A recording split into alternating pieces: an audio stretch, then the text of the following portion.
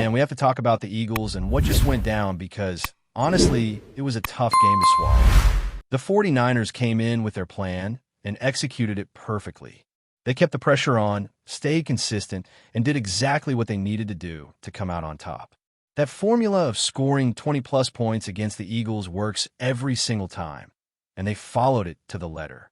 Credit where it's due, they beat us fair and square, but now it's time to break down exactly why our team fell short. Starting on offense, we have to discuss A.J. Brown. The man didn't speak to the media after a rough outing, and to be real, that's just not the look for a leader. You've got 3 drops, you argue with your coach on the sideline, and then you skip talking to the media? That's weak. You're a captain, you're wearing that C, and that comes with responsibilities. Reed Blankenship, after his rough performance, stayed and answered questions. Devontae Smith did too. Even the coaching staff, Nate Sirianni included, faced the press. AJ, you can't opt out of that role just because the game didn't go your way. If you'd crossed 100 yards with no drops, I guarantee he'd have been there. Leaders show up, and that was a missed opportunity to own the moment. But this isn't just on AJ. The coaches were far from blameless in this situation. Watching AJ get practically benched after that sideline disagreement was petty and frustrating. He didn't get targets, he didn't see the ball, and when he finally did late in the game, he was cold. I don't care if you want to call it strategy or discipline. This kind of approach can disrupt the rhythm of your star player. You can't ice someone out and expect them to perform like nothing happened. That was poor management, and it hurt the team more than it helped. Shifting to defensive execution, Reed Blankenship had a rough day. I've said it before, and I'll say it again. He's a Robin, not a Batman. He needs a true playmaker around him to thrive. That trick play with Christian McCaffrey was a perfect example. 3 guys chasing the runner while Reed gets left in a vulnerable spot and a wide-open touchdown happens right in front of him. That's not just bad luck, that's a mental error. And in big games, mistakes like that get magnified. Quan Mitchell had a shaky start, sure, but he bounced back with 2 interceptions later, showing the potential of the defense to keep games within reach. The offensive line deserves scrutiny too. Injuries were part of the story, but the penalties, the lack of discipline, the missed assignments, that's on coaching. You can't let your line crumble under pressure and expect everything else to hold together. Cold halves, predictable runs up the middle, and a failure to adjust mid-game all contributed to an offense that couldn't sustain momentum. We've seen the teams in the playoffs, and it's clear that the Eagles, with the talent we have, should have been able to compete better. The defensive side delivered in spades, but the offense just wasn't there when it mattered. Looking at individual performances, Devontae Smith had a few drops that hurt us in critical moments. He's an elite talent, no question, but the hands weren't consistent this season. AJ had his struggles too. Reflecting on the year, one of the most glaring missteps was the underutilization of Dallas Goedert. He took a pay cut, he's proven reliable, and yet the offensive schemes rarely maximized his potential. The offense should have run through him, hands down.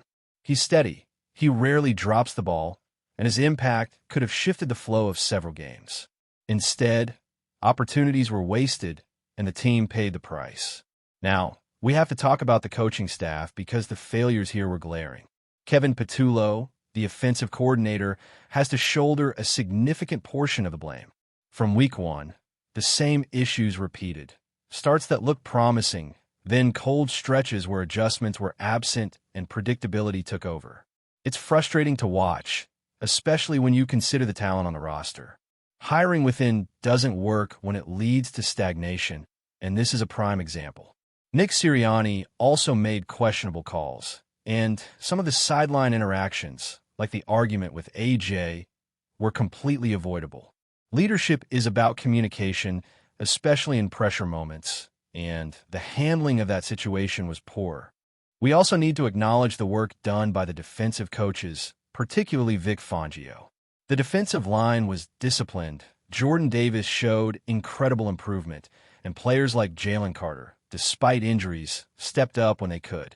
Zach Bond and the others contributed well, and it's clear the defensive coaching staff did a lot with limited resources. Yet the offense couldn't match that level of execution. It's a stark contrast, and it highlights why having a balanced team, from coaching to play calling to execution, is critical in today's game. Special teams, specifically Jake Elliott, also struggled. His inconsistency this season, especially in clutch situations, was noticeable.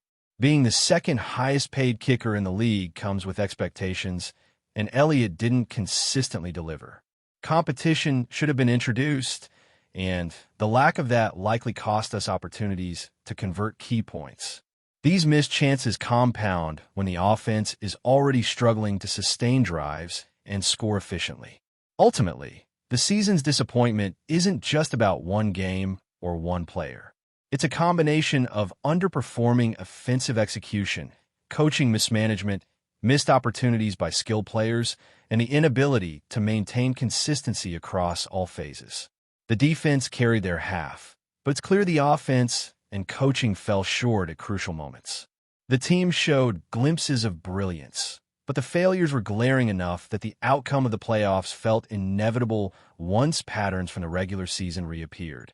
Thinking about the big picture, it's hard not to feel frustrated when you reflect on how much talent this team has. The roster is stacked, and yet the execution just wasn't there when it mattered most. Take the receiving core, for instance. A.J. Brown, Devontae Smith, Dallas Goedert. They have all the physical tools to dominate, but the connection between the quarterback, the play calling, and their usage was inconsistent all year. You can have stars, you can have top-tier athletes, but if the system doesn't leverage them correctly, the results fall short. That mismanagement on offense was painfully clear, especially in critical playoff moments. One of the things that really stood out is the predictability in the play calling. Against a team like the 49ers, you can't just run up the middle repeatedly and hope for big plays. The defenses at this level are too smart. They study tendencies, and they adjust in real time. Watching the game unfold, it was evident that after the first few drives, the 49ers had the Eagles' offense figured out. The adjustments were either too slow or non-existent. Kevin Patullo, as the offensive coordinator, has to shoulder that responsibility. You can have talent, but if your scheme doesn't adapt, the talent alone won't carry the team. Then there's the timing of target distribution. A.J. Brown, after the sideline argument, got sidelined in a way that disrupted offensive rhythm. He wasn't frozen out maliciously by the quarterback. That's not the point. It's about how the coaching staff managed the situation. Star players need to feel trusted, especially in clutch moments. And when that trust wavers, the results show on the field. By the time he started getting targets again, the momentum had shifted, and making those high-pressure catches becomes far more difficult. It's not just about execution. It's about timing and confidence. Looking back, Dallas Goedert's role should have been emphasized much more. The guy proved himself as the most reliable weapon on the offense. Hand steady, catches rarely missed. Yet, the game plan didn't run through him as often as it should have. You combine that with Devontae Smith and A.J. Brown having inconsistent hands at critical moments, and it exposes a flaw in strategic vision. When the defense is elite and creating opportunities, you need your offense to capitalize immediately. That didn't happen consistently, and it cost the team points and ultimately the game. The offensive line deserves another mention, not to pile on, but because their struggles dictated so much of what the offense could accomplish. Injuries were part of the story, yes, but the lack of discipline, missed blocks, and penalties were unacceptable. Every time you give up a sack, every time a drive stalls, it snowballs into lost momentum. And while the offensive line battled through injuries and still fought hard, the coaching staff had to anticipate weaknesses and adjust, which often didn't happen. It was a chain reaction. Protection falters, quarterback pressured, receivers left in tight coverage, drives stall, and points disappear. On the defensive side, the performance was a bright spot. Vic Fangio and the staff maximized what they had, and the defense stayed resilient through most of the game.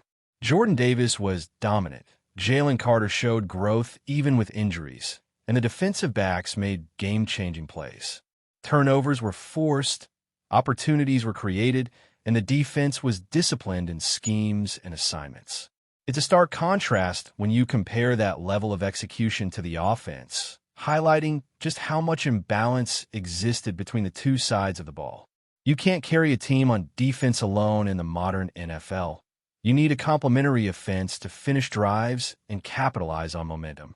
Special teams also left room for improvement, and while Jake Elliott had some moments last season, this year's inconsistency was costly.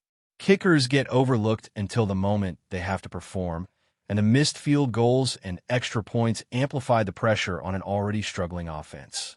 Competition should always be present, and the lack of that may have contributed to performance dips. The reality is, in playoff football, every point counts, and you can't afford to leave anything to chance. Reflecting on the season overall, it's clear that leadership on and off the field matters more than talent alone. Players can only do so much when communication, trust, and preparation break down in key moments.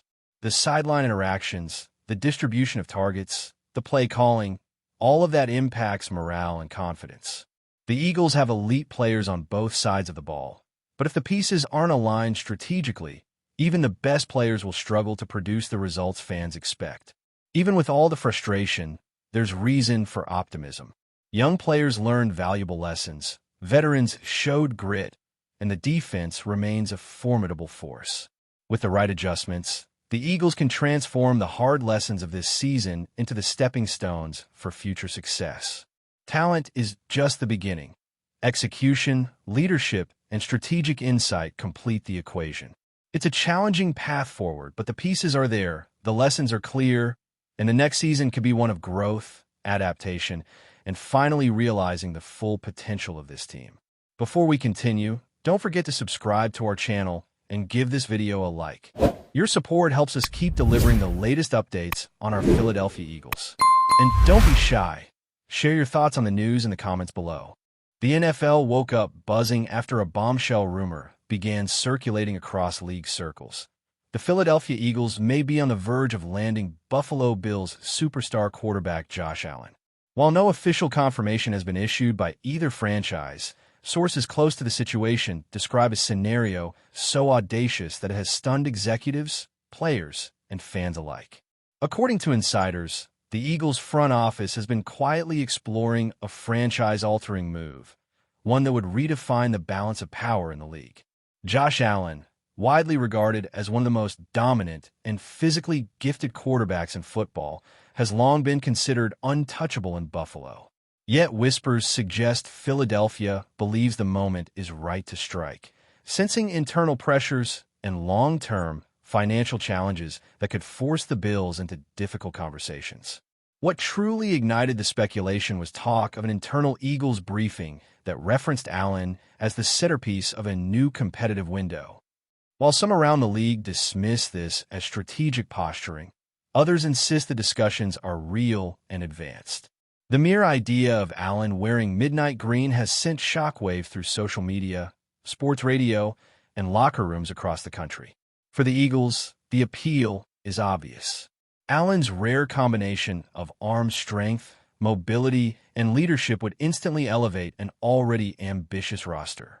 For Buffalo, the rumor raises uncomfortable questions about roster construction, salary cap realities, and the risk of standing pat in a league that rewards boldness.